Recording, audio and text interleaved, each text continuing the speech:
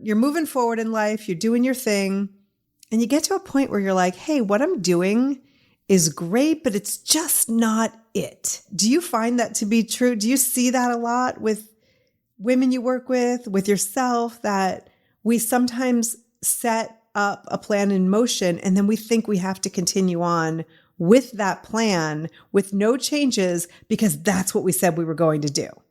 Absolutely. Yes, 100%. And it's interesting the way that you put that, because it makes me think about anyone who considers integrity one of their values is going to be tripped up by this, right? Because to your point, if I say I'm going to do something, I'm going to do it, or I'm going to explain why I can't do it when I said I was going to do it. And really the origin of the conversation that I'm having in the She Knows the Way podcast now came because women of all ages were saying to me in various situations, I don't know what to do next. And I feel like I'm the only one who feels like I'm figuring stuff out all over again, or I've reached the end of this road and I know what to do. And I was like, no, you're not alone.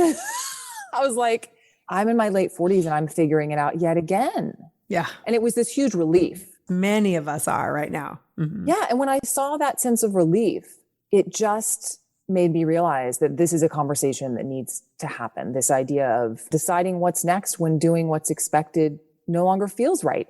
Deciding what's next when doing what's expected no longer feels right. I could make out with that statement. There was a time when rocking the latest trends meant following fashion or beauty. But for grown-ass women, the latest trends are focused on self-care and personal development. For once in my life, I can actually be trendy. Yay! Listening to our own voices and not the opinions of others requires a level of quiet and courage that more and more women are committed to reaching. On today's episode, executive coach, communications leader, and podcaster Lara Dalch shares tools for discovering what we really want by listening more than pushing.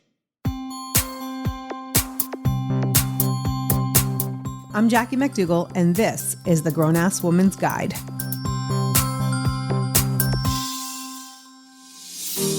More and more women are joining book clubs these days as a way to share ideas and connect with other women. But what about a pod club? For women who love to discuss podcasts. Cool, right? Enter the Grown-Ass Woman's Guide Pod Squad, a free monthly virtual event where we can chat about all things the Grown-Ass Woman's Guide. Bring questions, comments, topic ideas, and strong opinions on recent episodes. Some months will include a special guest from the podcast. It's totally free to join. Visit grownasswoman.guide/episode 157 to RSVP. Space is limited.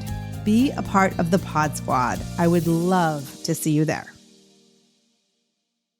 Should. Oh, there's so much power packed in that one syllable word. It evokes feelings of guilt, shame, regret in some of us. But what if we stopped shoulding all over ourselves, and while we're at it, let go of others' expectations?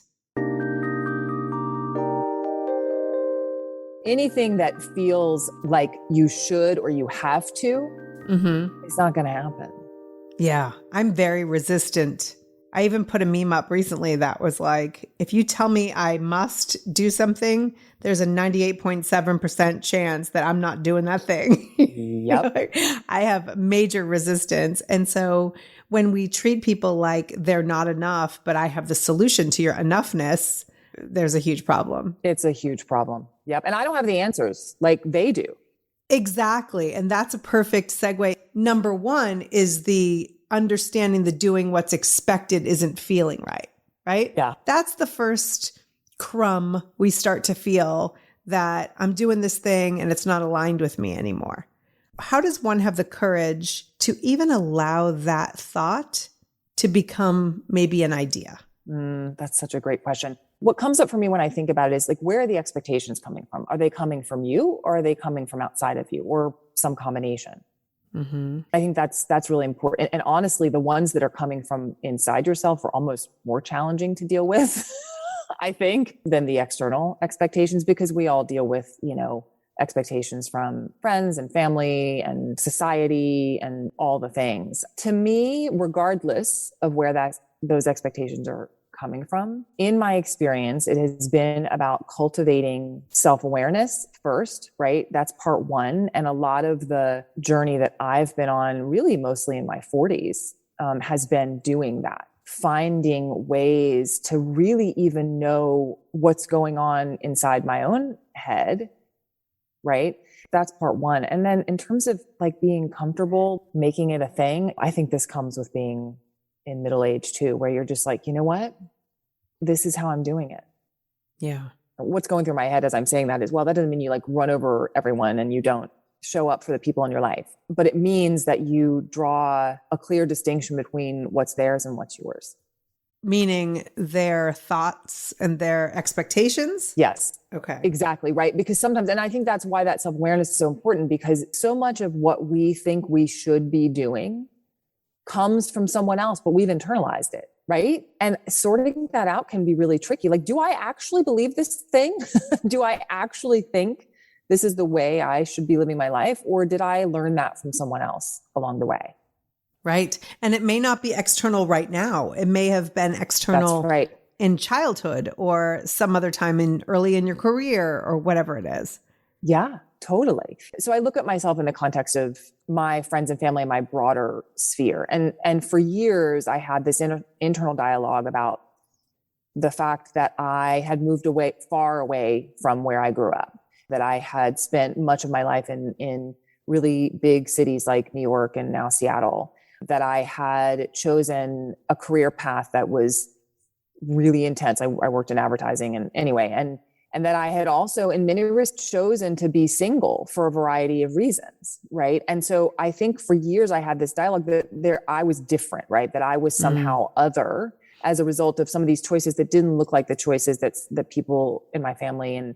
But what I came to understand is that, first of all, that's actually not true. Like when I look at all of the people in my life, I'm actually not that much of an anomaly.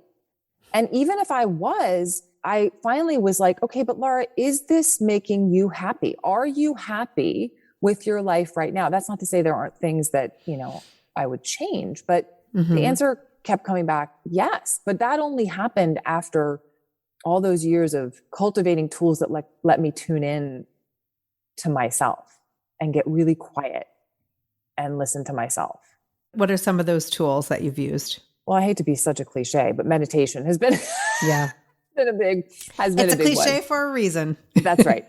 That's right. Yeah. For someone like me whose brain is always chewing on something, like that has been probably the single most important tool for that. And then exercise, running in particular. But to me, running is just an extension of meditation. I hear that a lot. Yeah. I don't live that, but I hear it. That's okay. Yeah. You either love running or you hate it. Now that we're talking about it, where it really started was when I was still living in New York and I had actually left the entertainment industry. So I worked in advertising and television for many, many years in New York. When the market crashed in 2008, I got laid off like a lot of people from the entertainment company I was working for, decided to sort of take a left turn. And that's when I moved into health related things. And the first thing that I did was get certified as a Pilates instructor because it was something that I had practiced for many, many years. And I was like, that would be really fun to learn how to teach other people. That is where I first had the experience of tuning into my body and getting quiet, because Pilates is just the type of discipline that's what it does. It gets you out of your head and into your body. And that was my first taste of that. Yeah. Honestly. And into your core specifically, where everything else comes from. Basically the trunk of who you are as a human being. Right. Your trunk. Yeah, exactly. Totally. So when you're focused on that, the other stuff can be all flailing around, but when you're solid in your trunk. That's right. Do you like Pilates? Do you do Pilates? I used to do Pilates at a local place. Now I just do it like I'll do a floor Pilates through my app or whatever. I don't go and do the machines anymore. But anyway, so that was the first time that you really started noticing your body and the importance of connecting that mind-body experience? That's right. Yeah. Because I've always said that Pilates is kind of an intellectual type of exercise, if that makes sense, because you really do have to be present to do it effectively. And I don't know that I'd ever had that experience before I started doing Pilates. So yeah, I think that's where it started. So, and that may explain why, the things like meditation and running And now I do something called Bar Eclipse that a friend of mine, and actually she was a guest on my podcast. Her name is Adrienne Rabenna, and she has a system that's sort of a mix of bar, Pilates, and yoga. And if I'm not doing those things, I get like crazy in my head. I mean, it happened this morning, actually. Some days you wake up and you're like all up in your head immediately. Mm-hmm. And I was like, okay, I need to go sit and meditate for a few minutes. And I was still a little bit up in my head. It doesn't solve all the things, but it made me able to focus on at least a few things Right. in a way that I wouldn't have been able to otherwise. Absolutely. I have discovered that the exercise I do in the morning is just as much for my head as it is for my body. Oh, yeah. Absolutely. Yeah. Yeah. Otherwise, things just start flying out of it. So flying out of my mouth. So we've looked at the outside influences, what people are expecting of us, how to really kind of determine whether it's coming from them or coming from us or a combination of those. I think that's a really powerful tool. If we only figured that out in our lives, we'd be like, take off, girl. Like, you're good. Yeah. But now we've cleared out the expectations. We understand where they're coming from. We're going to work with that. The next thing is what's next. I find with the women in my community, I actually just did a poll. I asked, what's more challenging, knowing what's next or implementing it? Because I believe that a lot of women think like, I don't know how to do the thing. And so I'm just going to sit here and stew in it because I don't know how to implement it. But in actuality, it's the question of what's next, I think, trips them up more than the actual implementation. Do you agree, disagree? I mean, my experience has been the hardest part is knowing what I even want. Yes. And even saying that, I'm like, I feel like I'm in a space like that right now, even. I feel like I'm in that space more often than not, unfortunately. I think that's extremely relatable. And I think that women need to hear that because we see what's out there and it's like, this is what I'm doing. This is how I implement it. Follow my steps. I'm amazing. Look at me on Instagram. But in actuality, I think we're all trying to figure out what's next on a regular basis. That's right. Yeah. And that's exactly the conversation. I'll just share this one story. I was visiting this little boutique up in Bellingham, Washington over the summer, which is about an hour north of Seattle. And this woman who was probably, I don't know, right out of college. I think she said that she'd graduated like a year before. And she said, I'm really proud of my degree and the work that I did. But she was kind of timid in sharing this with me, but I don't want to know what I want to do with it. And anyway, that's when I said to her, yeah, like I'm in that same space that you're in right now, like all the time. And she said, really? I was like, yeah, really? And no one tells you that, do they? Yes. Like no one tells you that. And it's like, it's really isolating when no one's willing to talk about being in that sort of chaotic place all the time. And it leads to isolation, to depression. I remember the first time I can remember feeling it. I was around 25 and I wasn't in college anymore, but I wasn't like a full blown adult yet. I had a job. I had an apartment. I moved out to LA. I felt like I was stuck in this in-between space. And if I look back, that was probably just the first of many, many times. I don't even know if I've ever not been stuck in that in-between space. I think that's the greatest secret, right? I think you're right. That's what I was just thinking when you were saying that. What was coming up for me is like, okay, well, what does the other space look like? I don't even know. Like, because I think it's always an in-between space. I was like, well, what would be the opposite of that? Or what would be the not in-between space? And how would that feel? And I'm like, I don't know. Because there's always something in flux, right? I feel like that's it. Like there's always something changing in our lives. And those of us who are really good at looking like we have it all together all the time probably need to be more aware of projecting that image because it's not real. I mean, I'm not like falling apart or anything, but like on a day-to-day basis, like things are good. I'm moving things forward, but there are plenty of moments during those same days where I feel like it's falling apart again. Right. And no one ever, it's that, like you said, it's the Instagram thing, right? It's the, like, here's what we share on Instagram, but we don't ever share those moments of doubt. You just said something that really resonated with me. When you are moving forward, I think the difference between really being paralyzed by what's next and understanding that it's a constant state is the moving forward. Yes. Is trying things, is taking action. It doesn't have to be the ultimate action that's going to lead to the holy grail of like, oh, I know what I'm doing with my life. Because I really don't know anyone who knows what they're doing with the rest of their lives. Like we were programmed as children and young adults, right? Yeah.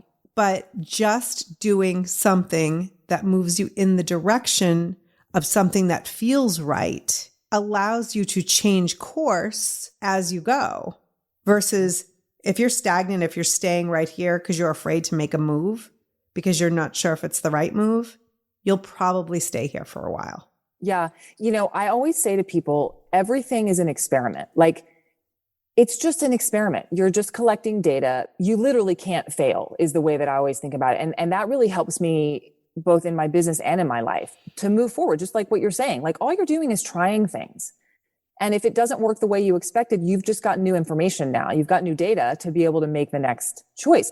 Experimentation allows us to stop being so hard on ourselves and possibly decrease the need to force things to happen. Instead, it allows for a bit of flow in our lives.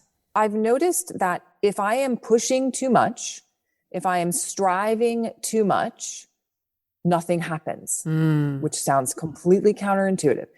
No, actually, I want you to say that again. That's how important that is. Yeah. I've noticed that if I'm striving too much, nothing happens. Not only does nothing happen, but my head feels like it's going to explode, right?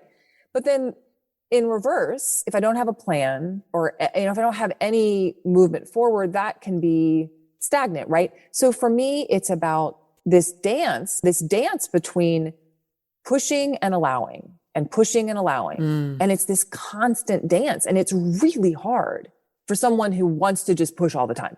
Like, because that's what I've been rewarded for in most of my life. Like, that's how I've been successful. It was only when I went out on my own, left the corporate world, and was forced to really tune into my own rhythms and how to create enough structure in my business so that it was successful. I don't know, that I started to really notice that dance. Now I can just after years of kind of observing that, I can notice when it's happening more quickly and say, oh, okay, I need to take my foot off the gas a little bit now. I need to allow a little bit more. Or in reverse, it might be time to make a plan, Right. It might be time to have some actual milestones. And that's really getting in tune with ourselves, because I think there is a time to take a break, to not have a plan, to be in the moment and I think the world has taught us that, right? There was a time not so long ago when all of the plans we had were obliterated. And so I think I at least was shown, maybe I don't have to be hustling. That word hustle now just exhausts me. That being said, there are times to hustle. There are times to show up, to do the work, to roll up the sleeves and all of that. And I think at this stage in our lives, it's that balance, that dance of knowing when to show up, to push forward, to get uncomfortable, because I find that there are two camps. And if we can encourage and support each other in sort of being in that middle space of understanding, like I could say, Lara, where are you in your life? And you're like, I need to be in this, like just being. I can't be striving right now. I can't be the hustle and all of that. And just respecting that. But I think we've got two different schools of thought that are so loud that we're not listening to our own selves in where we should be in our lives.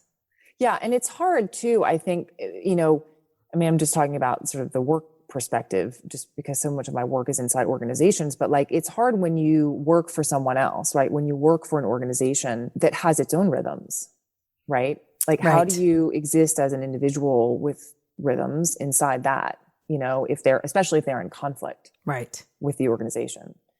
So that can be really tricky. But I think even in those situations, we have more control than we think we do, or we have more choices than we think we do about the way we spend our days and the way we organize our days. Because you come from the corporate world, I'm curious. So we see women are backing off from growing maybe in their career. A lot of women have just, especially lately, have stepped back, have started their own businesses, or are taking on creative things instead of climbing that corporate ladder.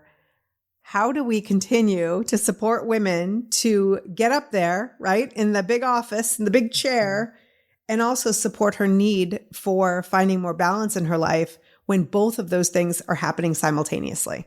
Yeah, that's a great question. I mean, to me, it all comes down to representation. Like, we still need to get more women in those ranks of leadership. And there are plenty of women who actually do want that, and there was a time in my career where I might have wanted that. Had I not been laid off during the global financial crisis, I'm not sure. I might have stayed in that space and ultimately been miserable, only because I was not wired at that point in my life to thrive in that environment. I thrived for many, many years in that environment. So I guess to me, it's about, again, identifying what it is that you want. Where are you going to thrive? And if that's going to be inside a corporate environment, awesome. That's amazing. And we need you. Right. And I'm glad you brought this up, because I really hate this sort of dialogue that I hear a lot about how somehow going out on your own or being an entrepreneur is like sexier or cooler or better. Right. It is not. And there's some kind of like values judgment attached to that. Like, and I think it's because our culture just really still values that hustle and that perspective of like making your own way and the like, pulling yourself up by the bootstraps kind of stuff. Okay. That's BS. Like, there's nothing less valuable about being a leader in a large organization. Right. It makes me crazy.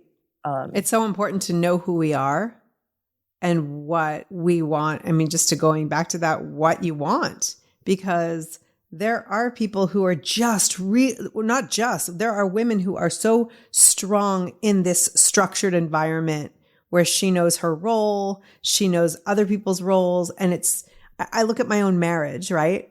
My husband is a great employee. He is extremely brilliant. But if you asked him to take his editing skills and create a business around it, he's not interested in that. Yeah. On the other hand, I'm like, how do I take this skill and make a business out of it and help other women take maybe things that they do, passions or skills or whatever, and try to help them put that out in the world as a business? That excites me. We are not the same in that way. And so really understanding each other. And it goes back to expectations, right? Not having the expectation that everybody else is going to look at the world the same way we do, which we could all benefit from now. Absolutely. That's so funny. I have a very dear friend who also happens to be an ex-boyfriend, who actually just called me just before this.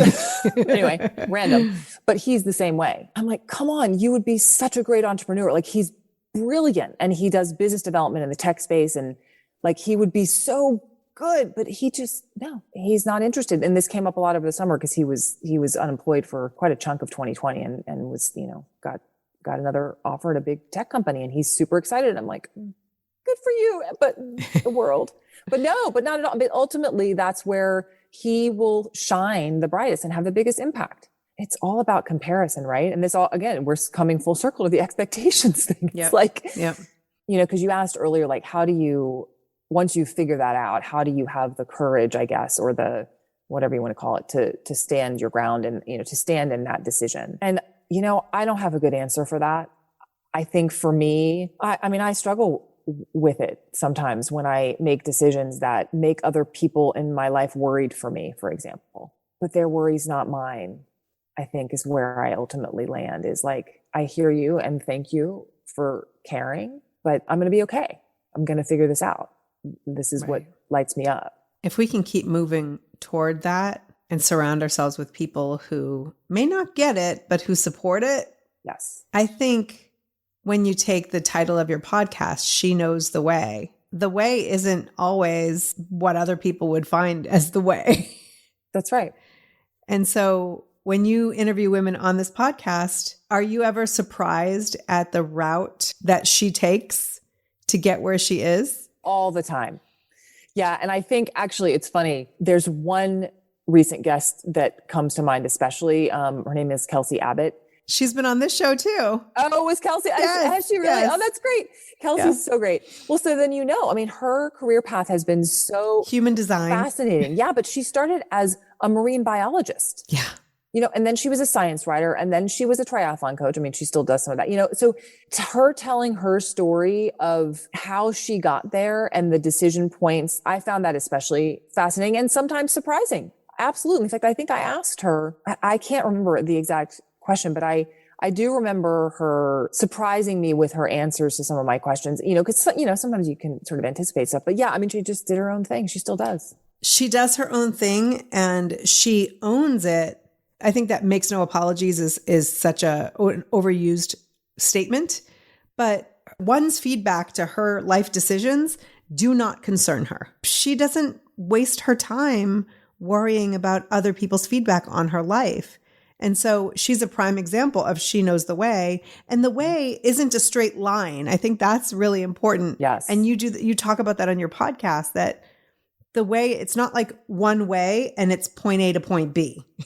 Never. It never is. And it's only in hindsight that you can create a linear story about it if you want. And I do that all the time. In fact, I did it yesterday. Someone asked me, like, tell me your story. So I connected the dots for them. Yes. But that's not how it happened. And it's not really, the connection of the dots is not real. It's just a narrative, that helps our human brains kind of understand things. It's a packaging device so other people can understand it. That's right. Yeah. And sometimes even so that we can understand it, Yeah. right? I mean, it's, I think that's just human nature. But yeah, in reality, it was not linear. It never is. And I think I think it's, to your point, it's really important for people to hear that, because that freaks people out sometimes. Like, why is it not happening in that straight line? Well, because it doesn't for anyone. Like, for anyone. I don't know anyone who's had a straight line career/life. Right. That sounds kind of boring. Yeah. I don't even know what that looks like. I guess maybe our parents' generation maybe had more of that, right? Like, cause they, often, stayed in the same organizations for their whole careers, and, but that's just not how things happen anymore. No. And I think there were a lot of unfulfilled people back then as well. I think that's right. I think that the road to fulfillment has a lot of twists and turns. Sometimes it includes your career. Sometimes it includes a mate and children. Sometimes it doesn't. Sometimes it, just understanding that that's really what we're all looking for, right? Is connection, fulfillment. And so I just love the concept of appreciating and respecting another human's journey, especially when it looks nothing like our own. Yeah. There's so much to learn. What have you learned from talking to women who don't necessarily have a similar path as you? Oh my gosh. I've learned that there are a lot of badass women out there. Not that I'm surprised by that, right? I mean, I knew that, but it's just nice to have that confirmed. I've learned to rewire my brain a little bit towards finding opportunity. I spoke to a woman on the show a couple weeks ago who is the CEO and co-founder of a tech startup. And she just thrives on uncertainty because she looks at it as, where are the opportunities here? She doesn't get freaked out by it. She doesn't get shut down by it. I was reminded by that conversation with her that, oh, right. Because my brain will sometimes default to that place of scarcity. Well, no. She said, if I can't find something, I'm just not looking hard enough for it. She's like, that's what I've learned. So that really stuck with me. I need to share that with her, actually, weeks later, I interviewed her like probably 2 months ago now. Right. I'll link to that in the show notes for sure. Yeah, it's great. Her name is Surbi Rator. I've learned that burnout is not an individual problem. It's an organizational problem, which is relevant because as I said earlier, experienced it for the first time in my career. And the woman that I talked to on the show this week, or that her episode released the week that we're recording this, did 4 years of research and really got underneath the hood of burnout in a way that I had not seen, because I think it's still a very misunderstood experience. So I learned a lot from her. Who was that? Her name is Susie McAlpine. Okay. She's based in New Zealand, and her book is just, her personal experience of burnout and then her research around what really actually causes it. because we still very much culturally point the finger at the individual. Oh, you're not taking care of yourself. You're not drawing boundaries. You're not exercising. You're not eating well. Guess what? That's not the problem. Neither is overwork. It's not to say that it doesn't contribute, but often, this is a very specific thing that I learned. Often leaders will see someone who's experiencing burnout and take things off their plate, right? And that actually makes things worse. Because one of the other causes of burnout is a sense of a lack of control. So it backfires. And anyway, it's overwork is only one of the many, many contributing factors. It's not, oh my God, I'm so stressed out. I have so many things to do, right? That's not burnout. Yeah. But yeah. And I've also just learned that, God, women just have, humans in general, not just women, but all of these women have such grace with themselves, but it's been hard won, right? Like it was not a natural state for them. And I think they've learned over time to allow themselves to kind of flail around a little bit to figure things out and not feel like there's something wrong with them. Right. Have you learned the same? Yeah, I think I have. Finally. Good Lord, why does it have to take until our 40s to like figure this out? Like I just was so hard on myself in my 20s and 30s, and I still am sometimes, but now I have sort of a pull cord, like, okay, wait, like time out, like give yourself a little bit of grace. I think we weren't ready. We weren't ready for this.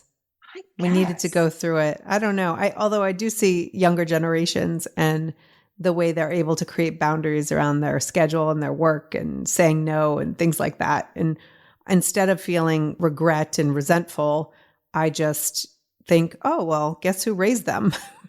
Well, that's what I was going to say. I would like to think that we maybe, contributed. Or at least paved the way in the way that first wave feminists and second wave feminists paved the way for some of us. And I hope that remains the case, because I agree with you. I see a lot of my younger friends being a lot better about that. Yeah, it's a good thing. And hopefully we're moving in the right direction. Yeah. Be sure to check out Lara's podcast, She Knows the Way, where you listen to your favorite podcasts, or visit grownasswoman.guide/episode 157 for a link to her website and social media channels. If you could leave my listener with one Lara-ism, what would it be? Well, I think I would just leave them with what I say. This is going to sound so silly, but at the end of every show, which is trust that you know the way, because you do. And I really believe that. And it doesn't mean that you don't ask for support or help. In fact, it demands that, actually. But ultimately you do know, and you just haven't found your way there yet.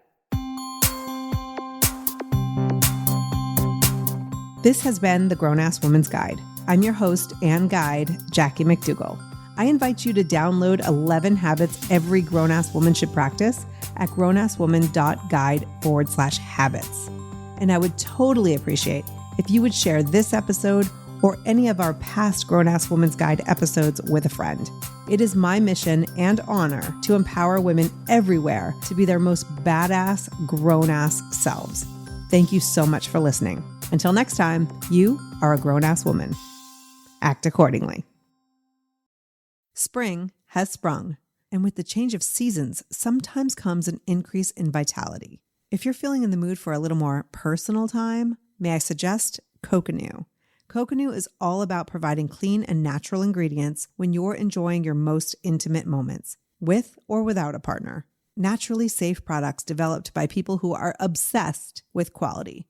Get 15% off with promo code GROWNASS at grownasswoman.guide/Coconut. That's 15% off with promo code GROWNASS at grownasswoman.guide/Coconut.